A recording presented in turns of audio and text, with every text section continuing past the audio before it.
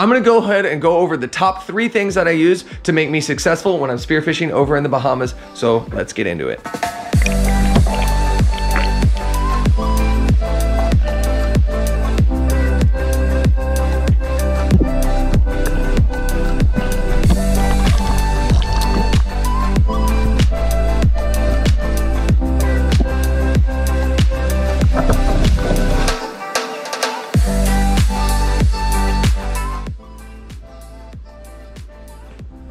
What's up, everybody? It's your boy, Captain Jack Spear. Welcome back to the channel. So I'm in my workshop, aka man cave, aka garage. I'm gonna go over the top 3 things that really give me a little edge whenever I go over in the Bahamas, and it's not something that everybody uses when they go over there. So these are the 3 items that really give me a huge advantage whenever I'm spearfishing over in the Bahamas. My weight belt, it's not necessarily my whole weight belt. Yes, I use everything on it, but this thing is one of the things that I use. It makes me super successful.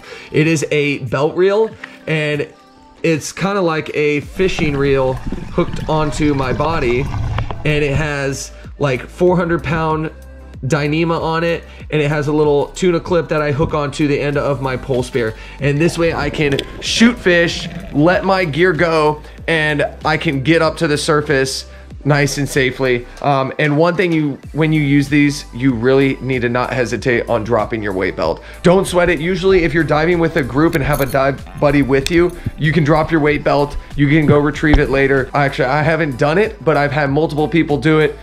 Every single time we've gotten the weight belt back, not a problem. Lost the fish, usually because of sharks or something like that. Don't hesitate to drop your weight belt. It's worth your life. I mean, it's a no-brainer. But also, just a little run through, I have my dive knife and a little carabiner on my weight belt. That's just a little extra that I use. But this is the main thing that gives me an advantage over in the Bahamas. It is huge, and it makes me very successful whenever I'm shooting pelagics.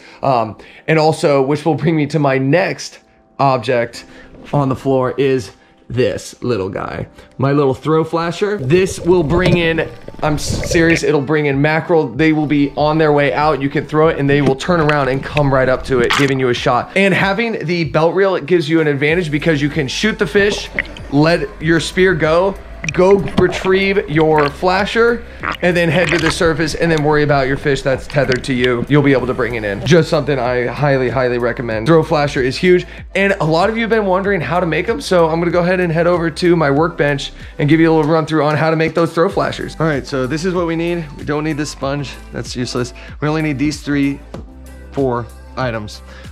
Very simple. I get this reflective tape from Mako Spearfishing. I'll go ahead and link this in the comments below. And all of this stuff, you can actually skip it by going to SoFlo Spearfishing. They sell these already pre-made, but I make mine a little bit different, and I have the extra material, so why not? Might as well use them. I get this reflective tape. It's a sticker, and I end up, out of this one piece, I make 3 flashers, and I use this little PVC. It's about less 1 inch at the most. It's about the thickness of my pointer finger. And what I'm gonna do is I leave a little bit of extra pipe showing here, and then I'm going to make my mark, giving the same amount on the other side, about right there. So that's where I'm gonna cut. All right, so now that I got it in the vise, I'm gonna use this Sawzall, and honestly, you can use anything that cuts PVC. You can use a handsaw, such as this, but I don't wanna take forever to do it. So I'm gonna go ahead and use the power tools. Work smarter, not harder. That's about how long it takes. Super simple. And then I will cut this into thirds using my handy dandy scissors. That's probably about good. You want it to basically almost wrap around the entire thing. So you can go in and wrap it about there. Doesn't need to be perfect. And then if you want to get really fancy, you can sand down the edges. You can even rough up the whole piece of PVC if you would like to, just to make sure the adhesive sticks really well. All right, so I'm gonna go ahead and peel this off. There we go. All right, and then there's no real right way to do this. Just wrap it around, and there you go. Just make sure it sticks nice.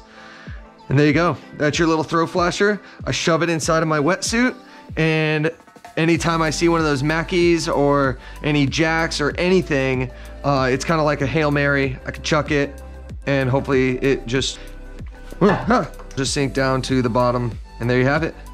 Super simple, super easy, and I could make a ton out of this.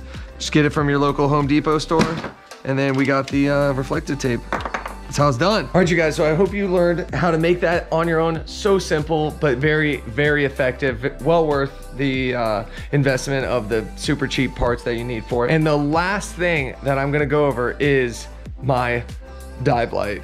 It is so critical, especially over in the Bahamas, that you have some kind of light. The setup that I have, so many people ask me about it. It's a rechargeable light, has 1,000 lumens. I got it off of Mako Spearfishing. It was like $60. I've had it for about 4 or 5 years until I lost it on my last trip. I'll go ahead and roll on cliffs. It was a crazy moment. Sharks were everywhere, and you could see that my dive light came undone from my little glove holder, and it sank to the bottom. So this is what I'm rocking with. This is so worth the investment. This is actually not the dive light. The dive light is in the bottom of the ocean in the Bahamas somewhere, but this is the little glove. It's pretty worn, that I use whenever I do use the dive light, and it goes in this little compartment. And what happens is that dive light that I use is a little bit too heavy, and it slides out. So I normally have a piece of rope attached to the back of it, a little piece of Dyneema attached to the back of it, and it attaches to this little thing here. And what happened was, unfortunately, the rope wore through from just wear and tear on the reef, and I was moving my hand around and it flung out. But this thing is so good because it frees your hands. You can grab a fish, and you also have your light that you can shine in any crevice or reef. And also what I do usually is I'll pull my watch and put it to here, so whenever I bring my wrist back, it doesn't turn the light on and off, because that will happen. It'll turn it on and off. Yeah, huge advantage. And everybody's always asking me what dive light I'm using. This case, this glove that holds on your hand, $12. $12 on Mako Spearfishing. That's where I got it, and I mean, it's pretty worn and torn, but it still works, and it's something that I highly recommend. Really gives you an advantage, and these are really the things that just give you an advantage in the Bahamas. And I mean, whenever I'm over here, I never really bring my dive light out. I'm not diving too deep, and also there's not as many caves and cracks as there are in the Bahamas. It seems like everywhere I'm diving, there's caves and holes and stuff that grouper are in. But this is huge. This is huge, and the belt reel is also huge. And I hope you guys took something from this video. I hope you enjoyed the little commentary, also the little clips of the videos, me using this gear and seeing that it actually does work. If you enjoyed this video, if you have any questions on the stuff, where to get it or anything, feel free to leave them in the comments below. And thanks for watching, you guys. If you enjoy this stuff, if you took something from it, feel free to become a Patreon or also join the channel membership. And like always, guys, I appreciate you tuning in every week, and I will see you next week for another adventure. Later.